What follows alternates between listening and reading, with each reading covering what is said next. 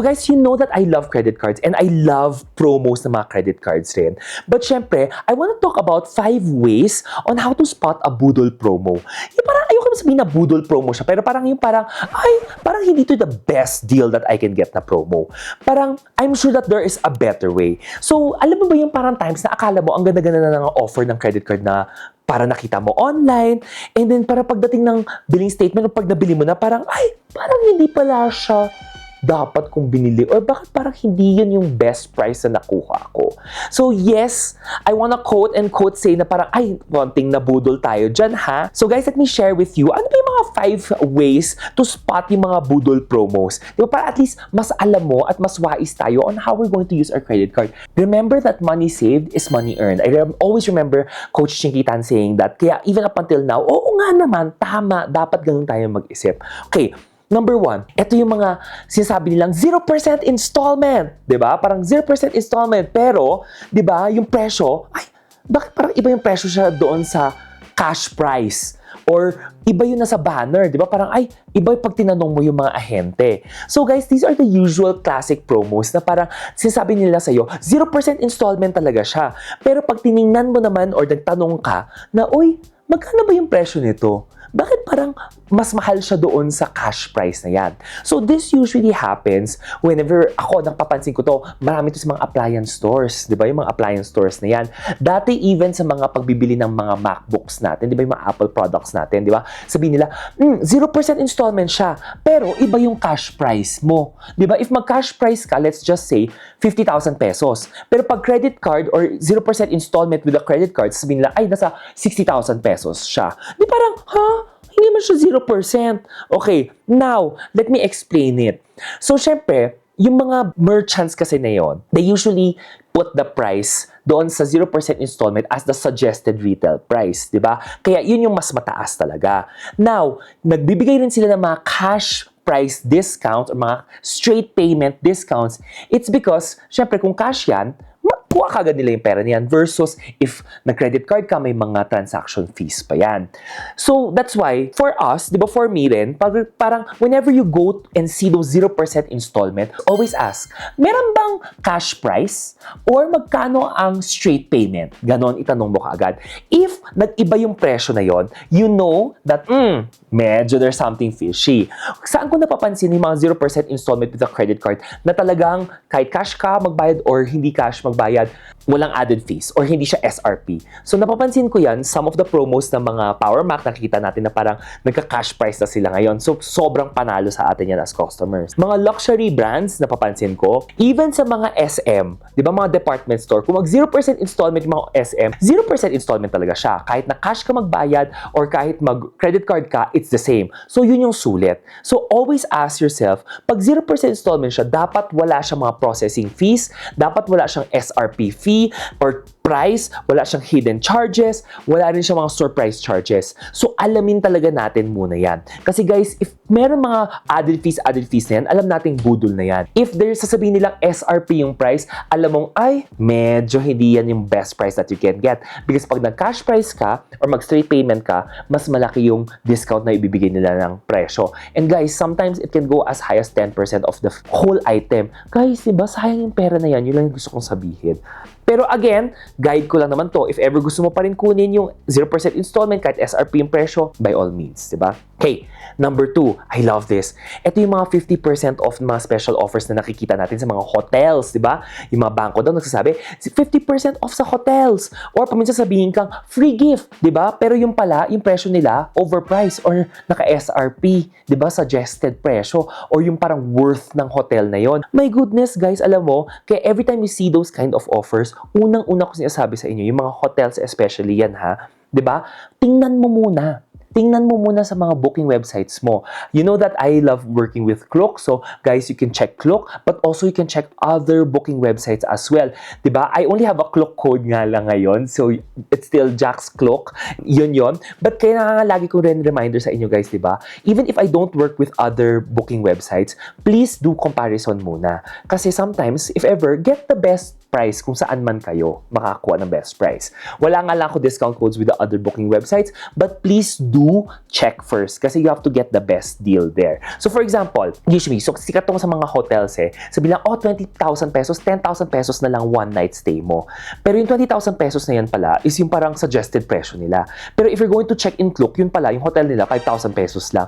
Di parang, or 8,000 pesos lang. Di parang hindi talaga naka 50%, di ba? Kaya ako, maiiwas talaga ako sa mga ganyan, mga hotel na yan, akala mo 50% off, unless talagang alam ko yung presyo ng hotel. For example, kung nagdi-discount yung mga Shangri-La, di ba? Alam kong parang 7,000 na lang daw yung hotel room nila sa Shangri-La EDSA. Yun, paminsan mura talaga, or 6,000 pesos. Yun, kukunin ko yan. Voucher, 5,000, 6,000, kunin ko yan. Kasi mura, sakto. Napansin ko rin, ang pinakamaganda dito, alam mo, when you're using this mga 50% off na walang budol, restaurant and dining. Kung sabihin na 50%, 50% talaga siya. Kasi hindi mo madadaya yung pagkain, di ba? Pero sometimes yung mga services, paminsan nadadaya nila yung mga ganyan. And ano pa ba yung mga may pa-free gift pa, di ba? Sabihin mo, normal price ng air fryer. Let's just do it as an example 2,500 pesos. Di ba? Promo price with free gift. Sabihin mo, nasa 4,999 pesos. Yung free gift mo, tumbler. Magkano yung gift ng tumbler? Sagad-sagad, 5,000 pesos.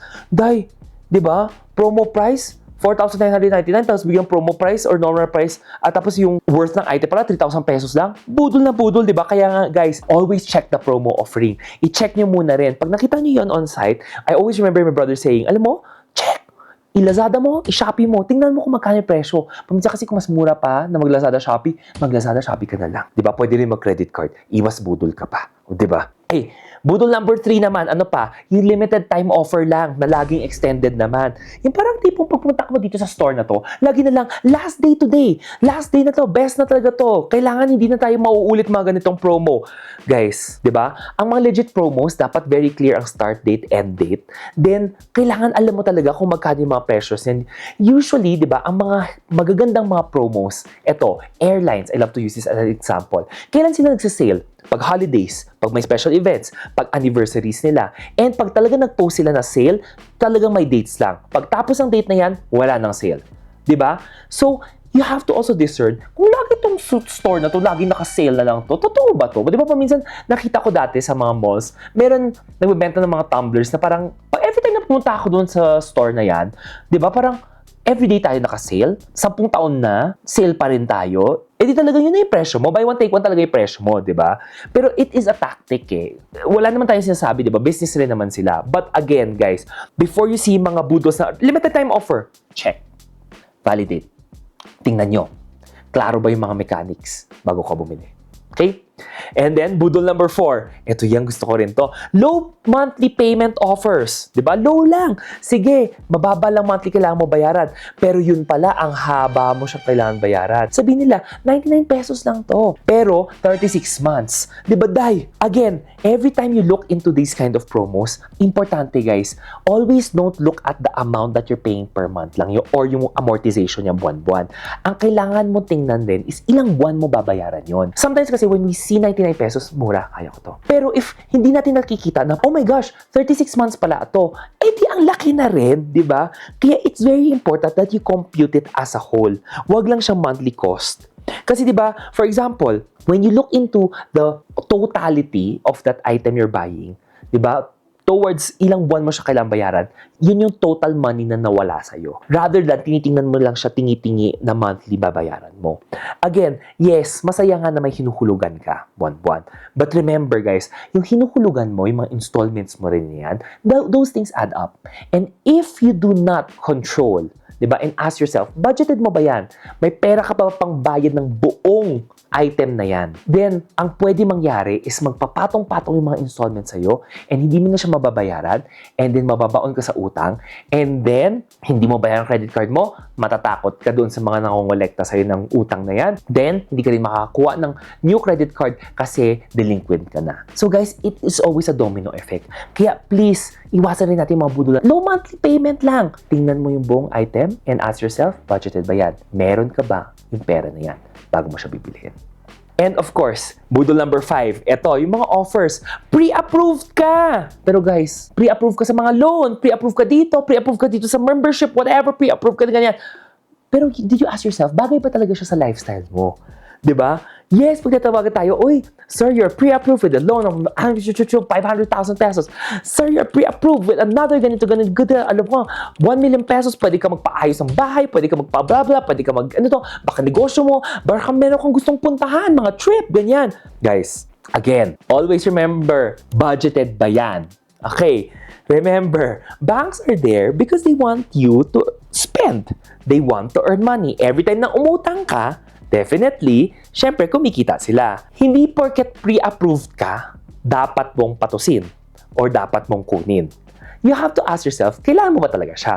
For example, mag-offer nga sa akin ng mga cash loans offer. Diba? Maganda, ang bababa ng mga interest. Mababa, pero hindi zero. Mababa, pero hindi zero. Diba? Pero for me, kailangan ko ba talaga muna kunin yung pera na yan? If hindi ko naman talaga siya kailangan, then wala. Kahit na sabihin sa akin, "Sir, pwede ka mag-trip, ganyan. Amazing trip with your family, with your friends, ganyan." Sabi ko, "No, thank you." Diba? Remember, especially guys, yung mga luho na hindi naman kailangan for your daily expense, please wag kayong mangungutang for that. Yung mga trips nyo. You can go on a trip pag meron ka ng pera na yon, 'di ba? If sobrang important 'yan, then yes, go take on that cash loan, 'di ba? Basta i-make sure mo kaya mong bayaran. But lahat ng mga for luho mo lang, hindi mo talaga kailangan mabuhay pang araw-araw. Please think before you get that loan. Kasi guys, I'm telling you, if you do not increase your income, then you're taking up new loans, then ganun pa rin yung spending habit mo, hindi mo mababayaran yan. Mababaon ka talaga sa utang. And doon nagsa-start yung parang masama ang credit card na story. Ang maging masama is ikaw because hindi ka nag-spend ng tama. Diba? Hindi mo tinanong sa sarili mo kung budgeted ba yan. Kaya guys, please don't. Diba? Again, kung hindi siya aligned with your goals, diba? Don't. Diba? It's not a deal. It will always be a distraction. Kahit na sabihin mo pre-approved ka, at the end of the day, yung mga pre-approved mga loans na yan will still be there pag kailangan mo. Tawag lang sila ng tawag because syempre, they want to earn money. Every time you take up a loan, syempre, may interest yan. Doon sila kikita, diba? So syempre, ikaw, kung hindi mo kailangan, wag. Okay? Wag na wag. So guys, syempre, those are your 5 budol na dapat iwasan natin. Yung mga 0% installment, pero hala, meron palang fees, naka-SRP pala siya. Or, budol number 2, 50% off siya or may free gift. Pero my goodness, ang mahal pala ng presyo. Kaya pala nila, minark-upan nila ng bonggang-bongga. Budol number 3, limited time offer pero laging extended, never na natapos. Budol number 4 naman, di ba? Low monthly promo offer pero ang tagal-tagal kasi hindi mo naman alam kung kailan matatapos. Budol number 5, pre-approved ka pero hindi mo naman kailangan, di ba? Hindi naman bagay sa lifestyle mo. So guys, iwasan natin yung budol na yan. Let's fix our finances. Kasi guys, credit cards are powerful tools. It is very powerful. Pero syempre, kailangan mo siya gamitin ng tama. Kung gamitin mo siya ng tama, all the advantages to your side. Pero once na mali mo siyang gamitin, guys, yun yung reason kung bakit nababaon sa utang ang mga tao. Kaya wag po natin i-reach yung point na yan na nabaon tayo sa utang because mali ang paggamit natin ng credit cards natin. And of course, guys, don't forget, 'di ba? 2026. If lagi tayo nabubudol, try natin iwasan ang mga tukso ng budol na yan. And of course, I'll see you on the next vlog. But if you enjoyed this video, guys, please hit the like button, share it to your friends and family, subscribe to the channel rin, or even leave a comment down below rin. Kasi syempre, it helps the algorithm for me to create more videos and for it to reach more people as well. Kaya again, maraming salamat, guys. I'll see you on the next vlog.